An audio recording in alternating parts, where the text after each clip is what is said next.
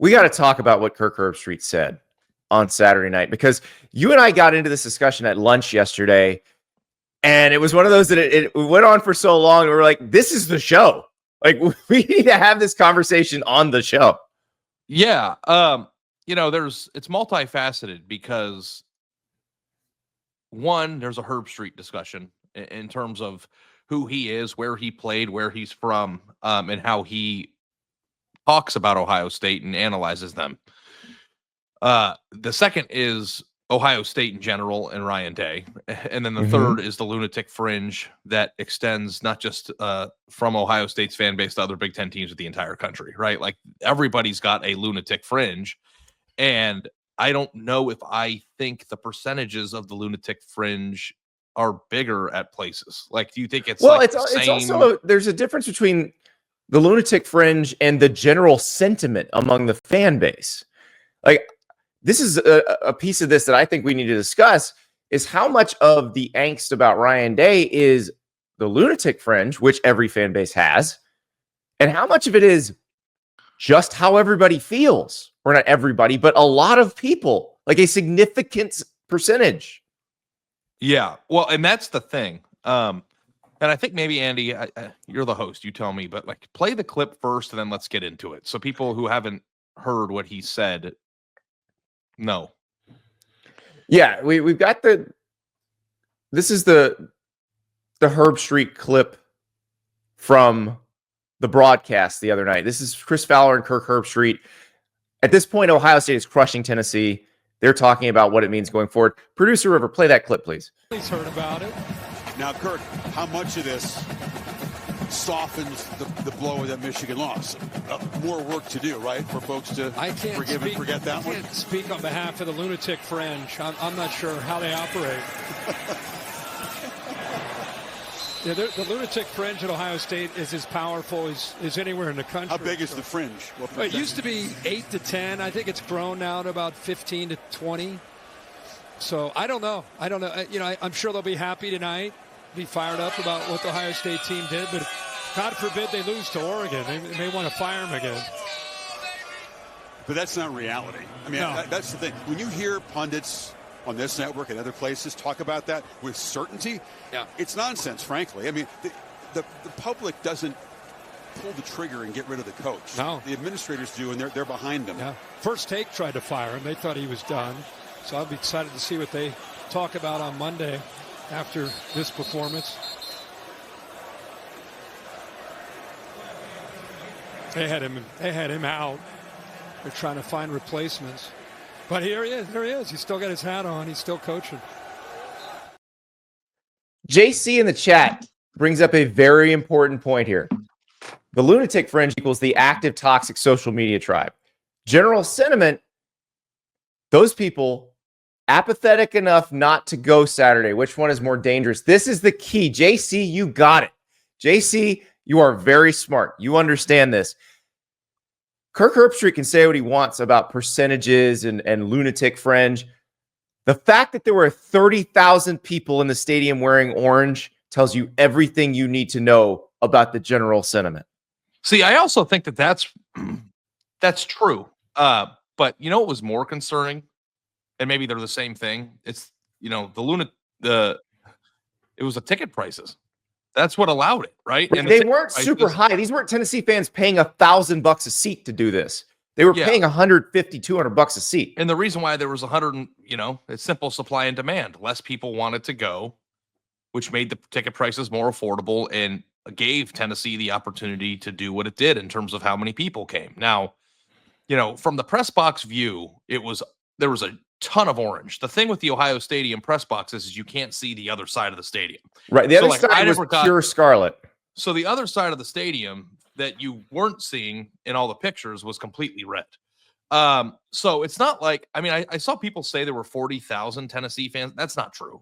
There's no way it was 40,000. But 30 is a pretty safe estimate, I would say. But if it was 25 or 30, that's still way more than a usual Ohio State fan or stadium would allow to get in. So I think that there is a certain sentiment of apathy when it came to this team. Now, this is a very complex discussion because from a Lunatic Fringe standpoint, you know how my temperament is online, right? Like I read what people say to me and I respond to people. And a lot of times in my career, I have made mistakes, not just with Ohio State, because the Lunatic Fringe extends beyond just Ohio State. Everybody like Tennessee, Vol Twitter is pretty violent too. You know what I mean? Like there's a segment of all fan bases that are the same. LSU, Auburn, Florida, Michigan, it's all the same. Yes. Everything. Yeah. Especially when their team is cornered. When teams are under investigation or someone might get fired, like it gets particularly bad. The question is, and here's where I've made the mistakes, Andy. I've allowed the loudest segment of fans, the ones on Twitter, that toxic tribe that JC was referring to, impact what I think most people think. Right. And I don't know if that has been a mistake, because I don't like with the Lunatic Fringe, they might be the loudest, the most aggressive, the most vile at times. But does the Lunatic Fringe reflect what the regular fan thinks, but is willing to say it and act in a certain way to be the loudest? Or do they think irrationally? Like, that's the difference to me. It's like, well, I think the Lunatic Fringe is the group that thinks irrationally, but the key is figuring out where the Lunatic Fringe stops and where the rank and file fan begins. But when they think irrationally, it is still just an inflamed view of what most people probably think, right? They might a more extreme view of what most people probably think. Ohio State fans have been and were out on Ryan Day. Like, that wasn't a Lunatic Fringe thing. Okay. No. And we can get into the Ryan Day discussion all we want. We will. But Ryan Day, and we both wrote this in our column, sets out 3 goals before the year. This is Ryan Day doing this. This is what every Ohio State coach does. Beat Michigan, win the Big Ten championship, and compete or win the national title. Ohio State has not captured any of those goals since 2020. And the question to you is, if you're getting paid $10 million a year to lead a program that is as passionate about winning the rivalry game and competing at that level, and you accomplish 0 of those goals, and you have seniors going out without having accomplished any of those goals for the first time in God knows how long. I've been meaning to look that up. I still haven't looked it up. It's either the 90s or longer. Then people have a right to be upset. Like, so, you know, and it's not irrational standards. It's the standard that the coach himself has set out for the program. So I don't know, like, the Kirk Herbstreit angle to this is interesting because he used to live in Columbus. He played at Ohio State and he left Columbus, right? I think that when you are the most famous personality in college football, in terms of visibility, it's a difference between him going to Kroger and you going to Kroger in Gainesville, or me going there when I lived there, right? Like, sometimes we get recognized in public, but rarely. Right. He can't go anywhere without being recognized. So and everybody has an opinion and wants to share it with him. And here's the thing about Kirk that I think is a compliment. There are certain analysts on ESPN who never pick against the place that they went to, or are constantly complimenting the place that they went to. Kirk, on the other hand, has been very critical of Ohio State in critical times. And when it needs to be, yes. Not when he doesn't need to be, although Ohio State fans would disagree, but when he needs to be. And, like, listen, this isn't a shot at Desmond Howard, because everybody's got their shtick, and I'm sure Michigan fans love him, but Desmond Howard has never picked against Michigan on the show once. So, like, everybody knows when you're getting Desmond Howard's viewpoint on what's going on, you're getting it through the Michigan lens. So, and that doesn't mean that he's not successful or not good at his job. It just means that that's what he does. And Kirk has never been that way. And I think there's a certain expectation from Ohio State fans that Kirk plays that role, you know, and he never has. So here's the other thing too. Because Ohio State has been so successful over the course of the history of the program, especially in the modern media era, there hasn't been a ton of time to criticize them. And I ran into this when I was on the beat, because I did my damn best when I was covering that team to do it through a fair, unbiased, and reasonable lens. So when things went wrong, when they rarely did, whether it be recruiting misses or losses, or coming up short on goals. And again, I was covering the entire Urban Meyer era. They beat Michigan every time. So like there wasn't a ton of opportunity to be negative. But when there was opportunity to be negative, I was negative because I wanted to reflect what the fans felt. I wanted to feed the fans what they deserved, and I wanted to keep people informed. And as a result of this, I think I created or had a reputation in Columbus, Ohio as a shit stirrer. Like people think that. I had an assistant coach once call me that. I can't believe anyone would ever call you a shit stirrer. I know, but I resented it. Because, you are. Like, and even if you like go and like look at how I covered the end of the Urban Meyer era and the scandal with the former assistant coach who doesn't deserve to have his name said, I was very critical. So when I come onto the national scene, because of my past, people call me a homer, but the people in Columbus don't like me. So I don't have a home. And like the thing that bothers me is that you have to be critical even of the places that are successful at times. It doesn't mean that Ohio State stinks or that, but are you telling me right now it's not a fair time to be critical of the coach? Because if it's not, then when is? Well, let's Bucko Dan in the chat with a very good point. Being upset about losing the biggest rivalry in college football 4 years in a row and questioning if Day is the right guy is not irrational behavior. There is a smear job going on. And this is also a case, and we can widen the lens here. It doesn't all have to be about Ohio State, because this is a case of people outside saying, how dare you feel this way about your own team? And this bothers the people inside more than anything else, because we see this a lot of times with teams and programs that are really successful that don't meet their own goals. And then fans get upset. And then fans from the outside are like, well, I'd kill to have your team success. Why are you complaining? Well, they're complaining because it's not meeting their own standard. And that's like, I've noticed that covering like LSU coaching searches, Florida coaching searches, Auburn coaching searches. It's like that every time. You have people going, well, what are you complaining about? You're too hard on these guys. How come you keep firing these guys? Well, because they're not getting what they want. And they're the customer. I'm going to say this right now. And I've said it already in columns, so it's not going to be I think it is 1,000% rational to talk about whether or not you think Ryan Day should be fired right now. I think it is rational to talk about that. And I've been very clear on how I feel about it. I've said over and over again, and this is not me saying this because I think Ryan Day should be protected by any stretch. I just think I've been around enough athletic directors and enough of these decisions to say no athletic director is going to fire his coach in this situation. They're not going to do it. But by the same token, this situation in particular is so toxic. And you heard what Kirk Herbstreit said. And it's strange that we're talking about this after they crushed Tennessee. But it's a legitimate concern because Kirk's right. Like if they lose to Oregon, it goes right back to this.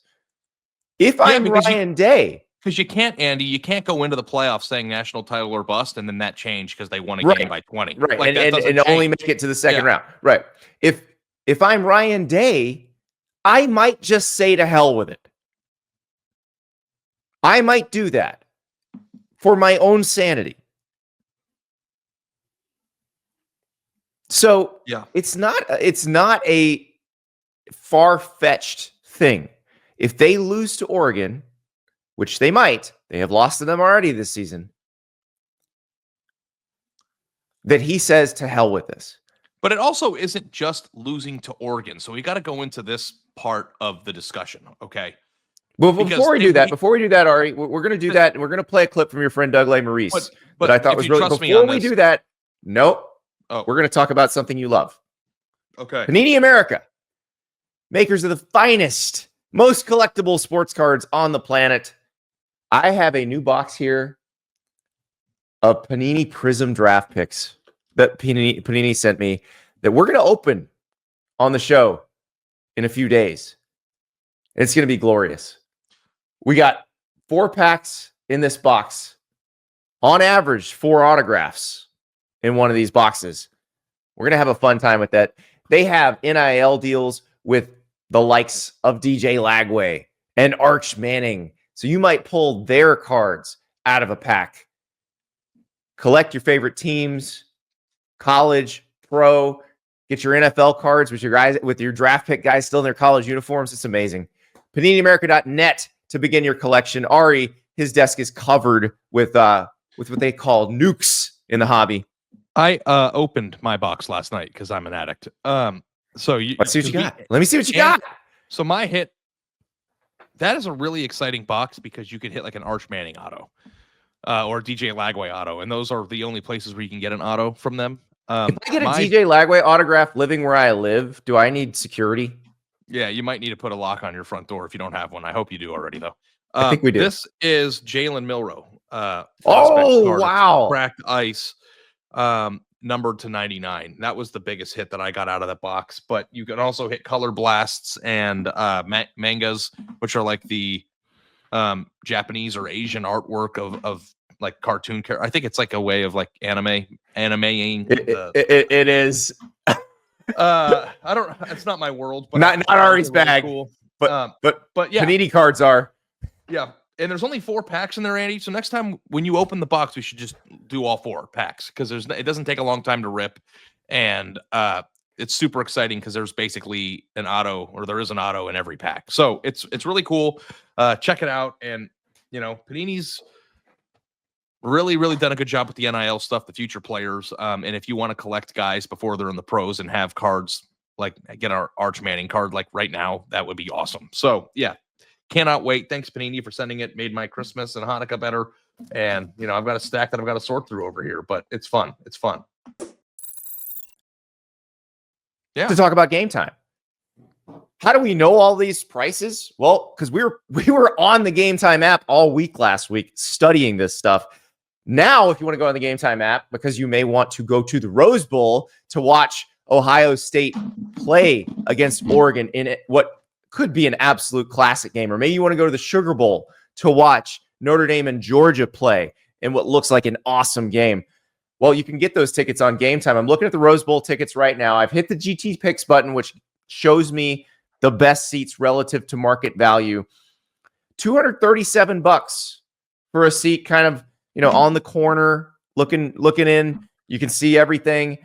These are not bad. Now, the difference is if you're from Ohio and you have to go across country, you got to factor that part in. But this is actually not bad for the Rose Bowl. And then the Sugar Bowl, it's a little bit tougher ticket because of those folks, but you can get in. You can get tickets to anything on Game Time, whether it's games, concerts, Broadway show or off-Broadway shows, comedy shows, you name it.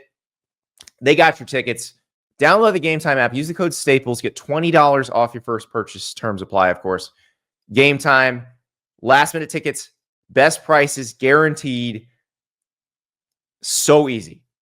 So if you're going to one of these bowl games, get your tickets on Game Time.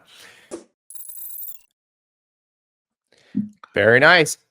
By the way, while we're talking about Panini, and go to PaniniAmerica.net to begin your collection, DOT in the chat, who's also an Ohio State fan. So yeah, I want to point out that what we've said does not represent all Ohio State fans. This is something that they're debating amongst themselves. So DOT says, y'all want to fire a coach for losing to a team that made the playoff 3 times straight and won a national championship one year and then lost to a bad version of that team. That's not smart. It's emotional. And that is an Ohio State fan saying that I got Ryan Day's back here. It's not universal, but it's also not a lunatic fringe, quote unquote, to quote Kirk Herbstreit. It's a bigger group than you think. Yeah. So there's 2 schools of thought, which is that one. And Dot, we appreciate you being here. But I also, and you can correct me in the chat if you think I'm wrong, I've also seen you be very emotional here and upset. So it's easy to, for your perspective to change, because when you're coming off of a win like the Tennessee win, and that's what winning does, right? It changes people's minds. But Andy, he's 67-10, and you hear this a lot. The guy's got 70 wins. I think if you boil it down to the biggest games, and now you have to add this Tennessee one on there. Yes. That he's coached there, I think he's 2-5. He's not paid to beat Maryland. He's not paid to beat Purdue, and he's not paid to stack wins against teams in 39-point spread games.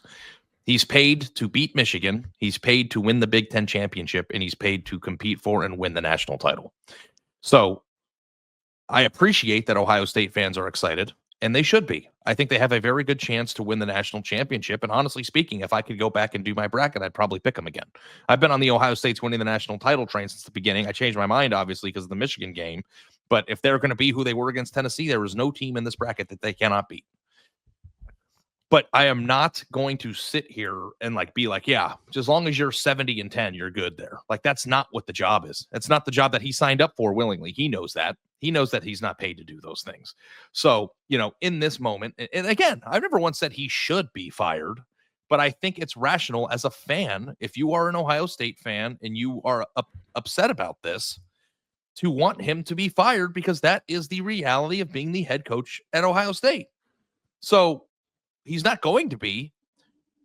But Andy, I agree with Dot. Losing 3 times in a row to Michigan when they make the playoff is great.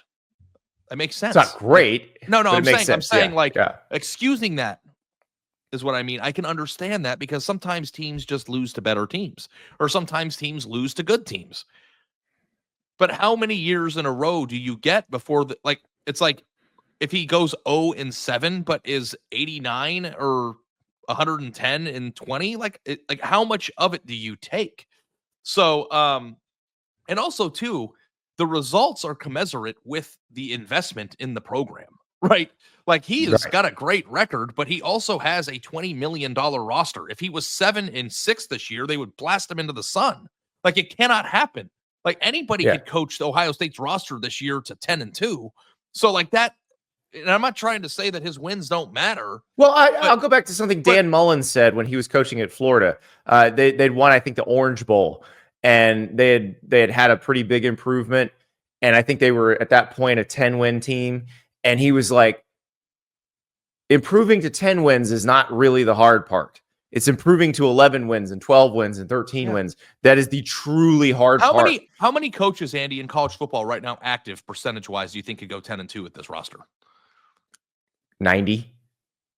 Everybody who isn't completely incompetent. And so the Crimson Card asks, who do you hire, Ari? Well, you could hire Mike Vrabel if he would take it, if he didn't want an NFL job. Also, you could hire any one of all of the college football coaches who would crawl across broken glass to hire Ohio. Yeah, I don't love coach at Ohio State. So the who do you hire discourse, because the who do you hire discourse only pertains to places that can't get literally anyone they want. So yeah, Ohio State can get anyone. So, but again, this is not. It's interesting because this is not a fire Ryan Day or don't fire Ryan Day discussion. It's more of a discussion about understanding how people feel and how customers feel. And that's the part that I think is interesting, because I go back to 2015. And this was my first year doing radio at SiriusXM. And I remember there was a story that came out in the Advocate in Baton Rouge. Scott Rabelais wrote it. It was clearly floated by the LSU administration. The LSU administration is floating this story. Hey, we may fire Les Miles. This was 2 weeks to go in the season. And it was a test balloon to see how the public sentiment was going to trend. And I read the story. I'm like, oh wow, this is clearly a trial balloon. Let's talk about this on the show. And I did. And it was very interesting. We took a ton of calls back then. Every call from someone who wasn't an LSU fan was like, how could they fire Les Miles? Every call from someone who was an LSU fan was they should have done this 2 years ago. What were they waiting for? And I learned the people paying the closest attention are the people you need to listen to. Yeah. And here, Andy, and I think Goat Dog's an Ohio State fan too. I think I see him on Twitter a lot. He tweeted, if they beat Michigan with a new coach and end the year 10-2, then what? And this is the crux of the issue. If Ohio State were 10-2 right now with a win over Michigan, we would not be having this discussion. And they'd still be in the playoff, by the way. And they'd still be in the playoff. So beating Michigan is the problem. That's the problem. It's not that they haven't won the national title in 10 years. It's that they've lost. So that's also a problem for Ohio State. Yeah. So, and that's not his whole burden. They didn't win the national championship in the last 4 years of Urban. So that's the deal. And the thing you have to understand about Ohio State fans is, and I said this on the phone yesterday to somebody who's writing a story about this. Ohio State fans care and covet the Michigan rivalry more, I think, than any other fan base in any sport in terms of what the rivalry win means to them. I actually think that they care more about winning the rivalry game than Michigan fans. And maybe that's just my perspective because my entire career, Michigan wasn't winning it and they just kind of became apathetic, and maybe that's different now. But that is really, really, really the crux of this whole thing. Beating Michigan is one of those 3 goals. And if they beat Michigan 2 out of the last 4 years and Michigan was really good, that's so much more reasonable. And also not having this conversation at that point. And also going 0-3 and then beating the layup version of Michigan. We're not having this discussion right now. So, like, yeah, this is funny. As a Michigan fan, this is like crack, but it's true. You got to whittle it down to this question, Andy, is can Ohio State's head coach in 2024 and beyond, where losing to Michigan doesn't stop you from competing for and potentially winning a national championship, be successful at Ohio State? And some people might say yes, because if Ohio State does go out and win the national title this year, they're going to love it. But I would say no, because I understand how it. I would say if they're winning national championships, it doesn't matter if they're beating Michigan. And I realize you think differently. I'm telling you right now, you win 2 of the next 5 national titles, and you go 1-4 against Michigan during those years. You're still fine. Yeah, but I also think too that there's a correlation between being able to beat your rival and how successful you are in high pressure. But I also here's the other thing, Ari, yeah. and this is the part. Winning. We're all excited about what happened in the Tennessee game. They looked amazing. Yeah. Do you know when they also looked like that offensively? What other game this year? Was only one other game this year they looked like that dominant Oregon. Offensively. Yeah. Did they win that game? No. Okay. But that's what I wanted to say. And then they're about to play 3 teams in a row like that. Yeah, winning a national title is much harder now than it was last year, and certainly easier than it was 10 years ago. And it was hard to do it then.